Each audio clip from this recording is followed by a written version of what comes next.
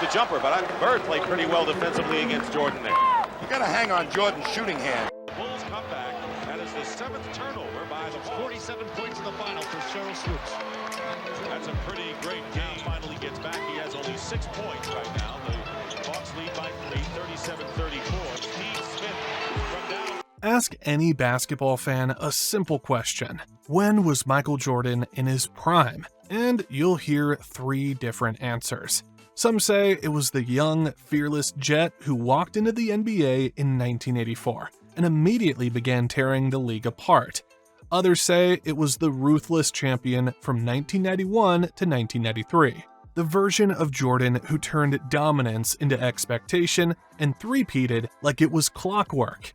And then there's a large group who swear by the 1996 to 1998 Jordan, the colder, slower, but impossibly efficient assassin who returned from baseball and still managed to run the sport with one of the greatest dynasties ever assembled. 3 different eras, 3 different versions of the same player, and somehow all 3 are called his prime.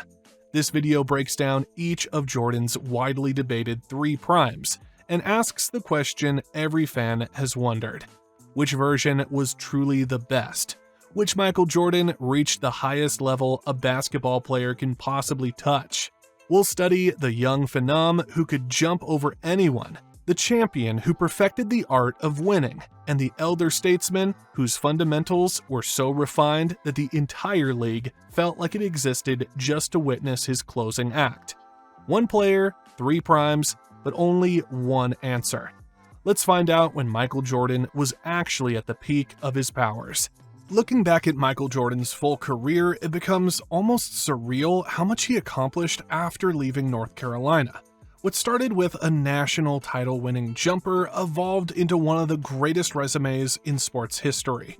He entered the NBA in 1984 and immediately reshaped the league, winning Rookie of the Year and becoming the Bulls franchise cornerstone from day one. The scoring titles came in waves, 10 in total, each one a reminder that no defender alive could contain him for long. Then came the championships, 6 of them, all with Chicago, all sealed by Jordan himself in the biggest moments. 5 MVPs, 6 Finals MVPs, a Defensive Player of the Year award, 9 all-defensive first-team selections, records that still stand, moments that still echo, an impact that still defines the sport. But what gets overlooked in the long list of accolades is the evolution behind them. Jordan wasn't dominant in just one way. He changed his game repeatedly across his career, developing new skills, new counters, new approaches, and each transformation brought a new level of excellence. And that's what leads us into the heart of this video. Because to understand Jordan's peak, you need to understand the player he transformed into again and again. Michael Jordan entered the NBA in 1984 as a 21-year-old phenomenon, and by the end of his rookie season, he wasn't just a rising star. He was already one of the league's best players. He took home Rookie of the Year, finished 3rd in scoring, and instantly transformed the Bulls from a struggling franchise into a must-watch team. Chicago went from an attendance crisis to selling out arenas nationwide. The NBA wasn't ready for what was coming. The kid is just an absolutely great kid. If I were going to pick the 3 or 4 best athletes I've ever seen play basketball, he'd be one of them. I think he's the best athlete I've ever seen play basketball, bar none. If I were going to pick people with the best ability I'd ever seen play the game, he'd be one of them. If I were going to pick the best competitors that I'd ever seen play, he'd be one of them. So in the categories of competitiveness, ability, skill, and then athletic ability, he's the best athlete, he's one of the best competitors, he's one of the most skilled players. And that, to me, makes him the best basketball player that I've ever seen play. Prime 1 was more than athletic dominance. It was a 6-year stretch packed with absurd accomplishments. Jordan won the 1986-87 scoring title with 37.1 points per game, the highest average anyone has posted since Wilt Chamberlain. He also became the first player in NBA history to record 200 steals and 100 blocks in a single season. a feat he repeated twice. He dropped 63 points in the 1986 playoffs, still a playoff record against one of the greatest teams ever assembled. Jordan ties the game. Oh, boy. 63 points, and you're looking at an all-time record. Oh. He averaged 35.0 points per game in 1987 to 88, won MVP, Defensive Player of the Year, All-Star MVP, First Team All-NBA, and First Team All-Defense, all in the same season. No perimeter player before him had dominated both ends like that. Although we didn't look as good as most teams did on paper, we really went out and played hard and accomplished a lot of feats that a lot of people didn't think we could accomplish. And individually, I think it helped me show all around talents that I felt I had, and my teammates had a lot to do with that. He became the first player since Oscar Robertson to average 32-plus points, 8-plus rebounds, and 8-plus assists in a season, 1988 to 89. He led the league in steals 3 times during this stretch. He rattled off scoring streaks, 40 points, 50 points, even 60-point explosions, like they were a part of his weekly schedule. 5 straight scoring titles, 3 straight seasons averaging over 30 points before hitting age 27. He even carried an undermanned Chicago team to the Eastern Conference Finals in 1989, taking down elite teams almost single-handedly. But Jordan still had to wait for his turn for a shot at the NBA Finals. What you need is an NBA title. Right. Which I hope will come within the next 5 years, hopefully. Prime 1 Jordan was an athletic force of nature, arguably the most overwhelming one-man attack the league had ever seen. His hang time defied gravity. His speed shredded defensive schemes. His competitiveness made veterans rethink their careers. And yet, this version of Jordan hadn't peaked as a champion or a strategist. He was still learning how to lead a team past elite defenses. He was still refining his jumper, growing his post game, and building his understanding of the chess match within the sport. Prime 1 was the foundation of everything. It was the era that announced his arrival. It was the version that made the league understand. This wasn't a star. This was the future. Prime 2 is the era most fans picture when they think of Michael Jordan at his peak. From 1991 to 1993, he wasn't just a scoring machine. He was the NBA's ultimate force, a player who dominated every aspect of the game and carried a team to repeated glory. This period transformed Jordan from a generational talent into a fully realized basketball god, blending peak athleticism, refined skill, and unshakable mental toughness. I mean, it was something that we said, wait till next year, we're gonna get back, and we're gonna overcome this hill that we keep getting up to and can't get over. The 1991 season began with a familiar pattern. Wide left, Pippen, 3 seconds. Jordan's force-up shot to the left. Oh, yes! Win. Michael Jordan saves the day. The 1991 season set the stage. Jordan averaged 31.5 points, 6 rebounds, 5.5 assists, and nearly 3 steals per game, earning his second MVP, while capturing first-team All-NBA and first-team All-Defense honors. The Bulls, guided by Phil Jackson, were no longer just competitive. They were ready to challenge the league's established powers. Facing Magic Johnson's Lakers in the finals, Jordan delivered a masterclass, averaging 31 points, 11 assists, and 6.6 rebounds, while executing unforgettable plays, including his iconic switch hands layup. Chicago swept the series in 4, and Jordan claimed his first NBA title and first Finals MVP, officially establishing himself as the league's dominant player. Cliff threw it back to me, and I saw a clear lane to the basket, so I was going to dunk the ball. I exposed the ball, but then I saw long-arm Sam Perkins there, and it was just instincts to change it. And I changed it to my left hand and was able to get it off. When he came down the lane, he just, went one way, put it in one hand, floated about a 5 more yards, said, well, I don't know, and and then he went off against the glass. So it was his game tonight. He really took it over in the second half. In 1992, Jordan's excellence continued. He averaged 30.1 points, 6.4 rebounds, and 6.1 assists, won his third MVP, and again earned first-team All-NBA and All-Defense honors.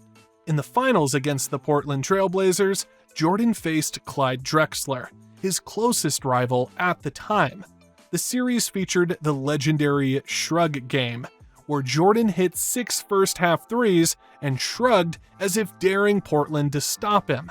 He averaged nearly 36 points per game, guiding the Bulls to a 6-game victory and his second straight Finals MVP. This season proved that his first title wasn't a fluke. Jordan had established himself as the league's ultimate standard. The 1993 season became the crowning achievement of this prime. Jordan averaged 32.6 points, 6.7 rebounds, and 5.5 assists, shooting over 49% while continuing to lead the league in steals. Facing Charles Barkley's Phoenix Suns in the finals, Jordan delivered one of the greatest scoring performances in NBA history, averaging 41 points per game, including 2 55-point games. In Game 6, he orchestrated the decisive stretch that led to John Paxson's championship-winning three-pointer, completing the Bulls' historic three-peat and earning his third straight Finals MVP. In the middle of the floor. Michael, 11 seconds. Across the timeline he comes, goes to Pippen. Pippen breaks inside. Well, Pippen got the snap. They go to Grant. To Paxson. Paxson going for the win. Here's Paxson for three. Paxson. Yes! Yes! Hit the three. Yes! The Bulls take a 1-point lead. Prime 2 wasn't just about scoring or championships. It was total dominance. Jordan controlled every possession, dismantled defenses, and led both ends of the floor. He consistently won MVPs, earned All-NBA and All-Defense honors, led the league in steals, and proved he could combine individual brilliance with team success. His athleticism remained elite, but it was paired with mastery of footwork, mid-range shooting, and strategic awareness. He wasn't just unstoppable, he was untouchable. This 3-year stretch was the embodiment of basketball perfection. Explosive yet precise, aggressive yet smart, gifted yet disciplined. Prime 2 wasn't just Jordan winning, it was Jordan redefining the game, a version whose influence still sets the standard for greatness today. One thing that you guys should know about that documentary, Michael Jordan probably was the best player 3 or 4 years before he got MVP. He just didn't win enough games. So I always find it fascinating. It's the best player of that season. Michael probably should have won the MVP 3 or 4 years before he actually won MVP. Going back, remember he put up 60 on the Bulls, and he was even when they lost the great documentary in episodes 3 and 4. He was the best player when they played against the Detroit Pistons. After winning a third straight championship in 1993, Michael Jordan did the unthinkable. He walked away from basketball at the height of his powers. But first, the end of an era. Michael Jordan calls it quits. The thrill is gone, he says, and it's time for new challenges. The world was stunned. Jordan wasn't injured. He wasn't declining. He wasn't finished. He left because of something far more personal. The murder of his father, the man who had fueled his competitive fire since childhood.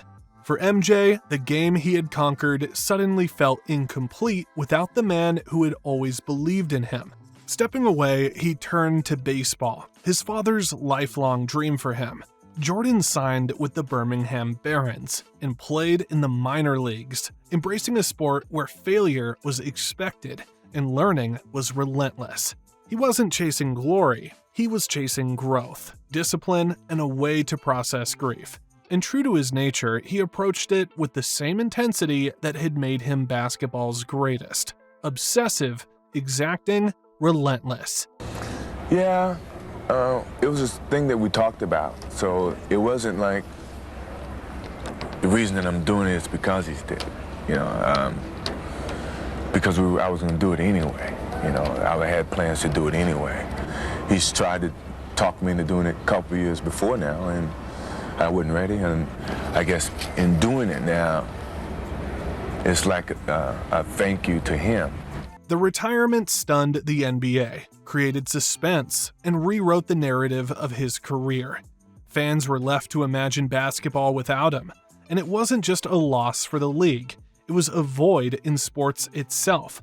By stepping away, Jordan didn't fade, he amplified his legend. When he returned in 1995, the world would see not just a player, but a phenomenon reborn, ready to begin Prime 3. When Michael Jordan returned to the NBA in March 1995, the world assumed he would pick up right where he left off. But what unfolded was something even more remarkable. Prime 3, from 1995 to 1998, was the period where Jordan combined his legendary athleticism with the wisdom of experience, the precision of skill mastery, and the psychological edge of a player who had already conquered virtually everything. He wasn't just back, he was reinvented. It came in a two-word statement which is now just begging to have a Nike campaign built around it, quote unquote, "I'm back." The 1994 to 95 season began with a period of adjustment. Jordan returned wearing the 45 jersey, stepping into a Bulls team that had adapted without him. Despite his talent, he faced the challenges of regaining chemistry with teammates and rediscovering his rhythm after nearly 2 years away. The playoffs provided an immediate test. In the Eastern Conference semifinals, the Bulls met the Orlando Magic, led by Shaquille O'Neal and Penny Hardaway. Jordan played brilliantly, but Chicago fell short, losing the series in a stunning upset. 91-90 the score. Chicago with the lead with 18 and 1/10 seconds to play. And Jordan spinning his way against Anderson. Here comes Hardaway. For Jordan. The Magic by 1. 6 and 2/10 seconds to go. Another look as Nick Anderson did it from behind. Chasing Jordan, knocked it away, leading to this. And Penny Hardaway finds Horace Grant flying in on the right side. This defeat was a rare reminder that even legends are human, that timing, team cohesion, and preparation matter. But for Jordan, the loss wasn't discouraging. It was fuel. It lit the fire that would carry him into his most dominant chapter yet. By the 1995 to 96 season, Jordan's dominance returned with a vengeance. He led the Bulls to a then-record 72-10 regular season finish, the best in NBA history at the time, averaging 30.4 points, 6.6 rebounds, 4.3 assists, and 2.2 steals per game. His excellence earned his 4th MVP and also receiving All-NBA First Team, All-Defense First Team, and All-Star MVP, proving that even after a hiatus, he had not only reclaimed his dominance, but elevated it. Jordan's offensive arsenal had grown sharper. His mid-range jumpers were near automatic, his fadeaway perfected, and his post moves polished.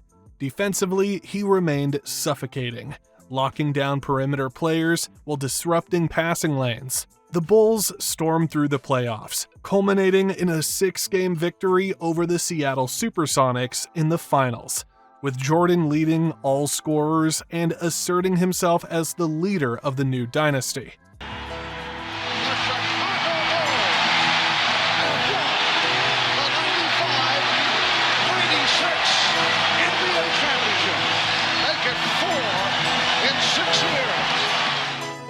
The 1996 to 97 season cemented his legend.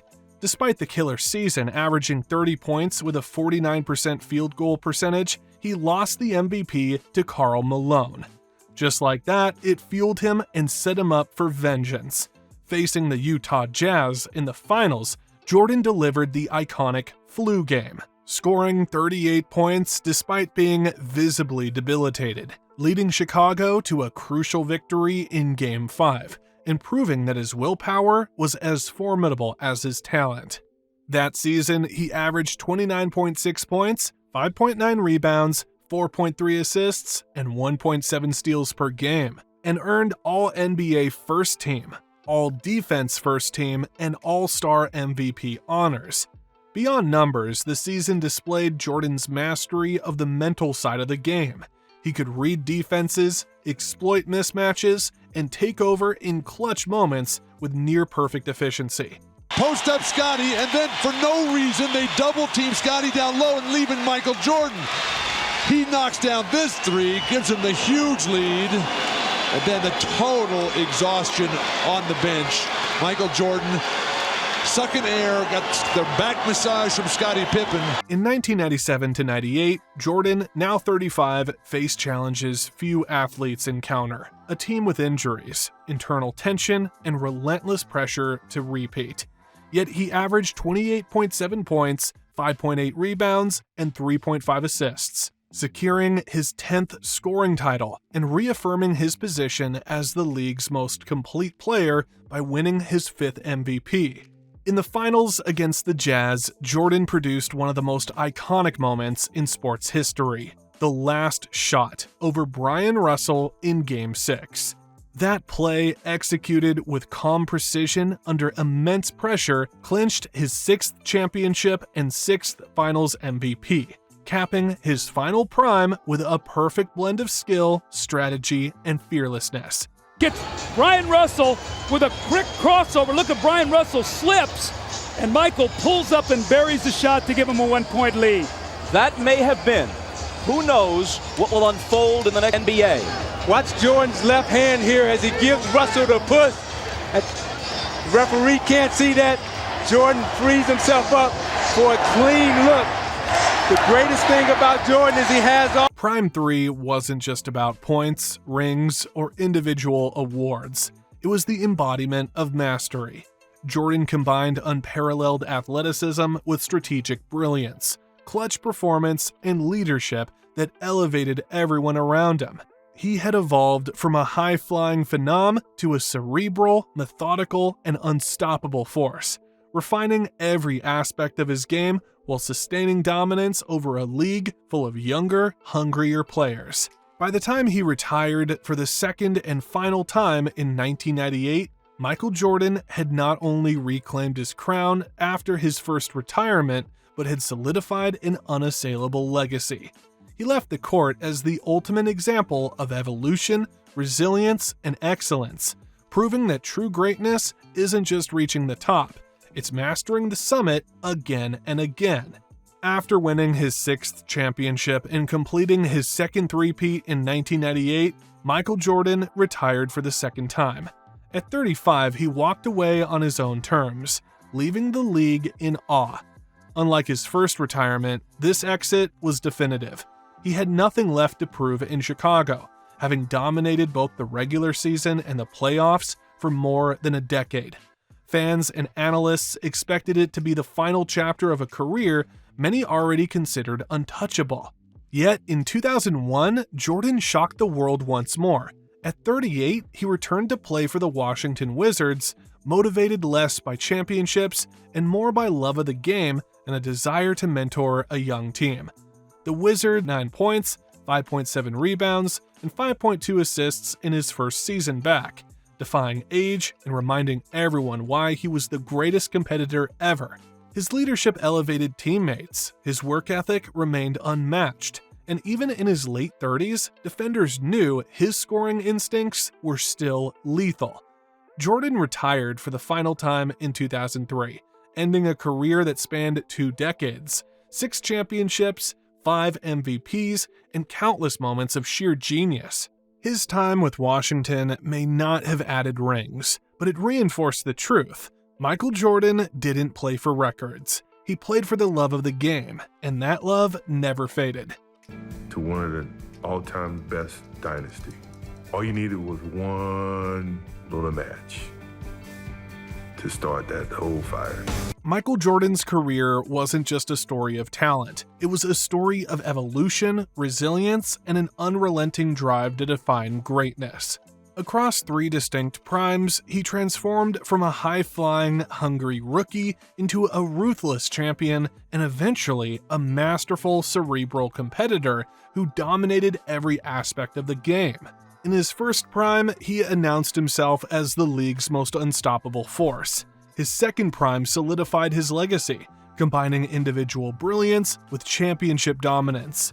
In his third prime demonstrated refinement, intelligence, and leadership at the peak of his powers. Even his retirements added depth to the legend. His first retirement after 1993 showed a human side, stepping away to grieve and honor his father, only to return stronger. His second retirement in 1998 marked the end of an era, but his later stint with the Washington Wizards proved that even in his late 30s, his competitive fire and skill were undeniable. Jordan didn't just dominate eras, he defined them. Every shot, every clutch performance, every defensive play set a new standard. His career left a blueprint for excellence that transcends generations. In the story of basketball, Michael Jordan remains the ultimate benchmark, the player against whom greatness is measured.